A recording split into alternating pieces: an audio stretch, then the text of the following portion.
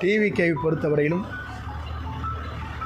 தமிழக மக்கள் முடிவு செய்திருக்கிறார்கள் தெளிவாக. 2 இயக்கங்களே இந்த நாட்டை ஆள வேண்டுமா, புதிதாக ஒருவர் தோன்ற வேண்டும் என்ற எண்ணங்களோடு தான் இந்த இயக்கம் இன்றைக்கு வீரநடை போட்டுக் கொண்டிருக்கிறது. பல கோடி ரூபாய் வருவாயை இழந்தாலும் மக்கள் பணியாற்றுவதற்காக அவர் துணிந்து வந்திருக்கிறார் ஒரு இளைஞர் என்ற முறையில். டிவிகேவுடைய தலைவர்,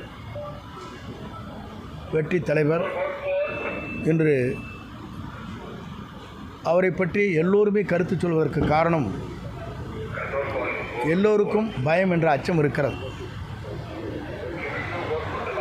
வெற்றி என்ற முடியாது என்ற இலக்கை எட்டுவதன் காரணமாகத்தான் இவர்கள் இந்த கருத்துக்களை வெளிப்படுத்தி கொண்டிருக்கிறார்களே தவிர, ஒவ்வொருவருக்கும் தோல்வி பயம் ஒவ்வொருவருக்கும் உருவாகியிருக்கிறது.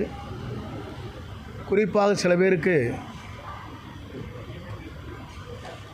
தோல்வி பயம் என்பது தன்னுடைய இடத்தில் வெற்றி பெற இயலாது என்ற முறையிலே தான் ஒவ்வொரு இயக்கங்களும் தங்களுடைய கருத்துக்களை இன்றைக்கு பரிமாறிக்கொண்டிருக்கிறார்கள்.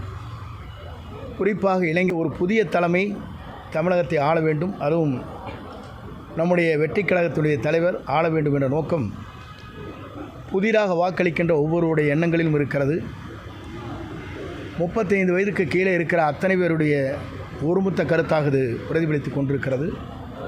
அந்த வெற்றி என்பது மக்கள் சக்தியால் யாராலும் தடுக்க இயலாது.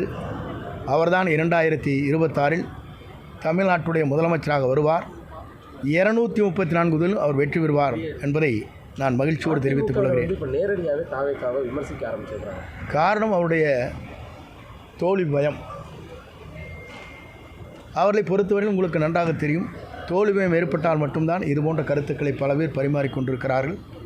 வெற்றி பெறும் கருத்து சொல்வது அவரை போன்று அவர்களுக்கு நான் கருத்து சொல்ல விரும்பவில்லை. எந்த கருத்தை அவர் வேண்டுமானாலும் சொல்லட்டும்.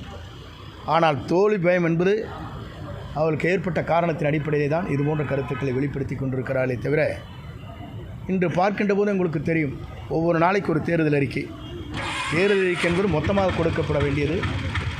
ஒவ்வொரு நாளும் சிந்தித்து தேர்தல் அறிக்கை கொடுக்கிறார் என்று சொன்னாலே எவ்வளவு தோல்வி பயம் இருக்கிறது என்பதை நீங்கள் புரிந்து கொள்ள வேண்டும்.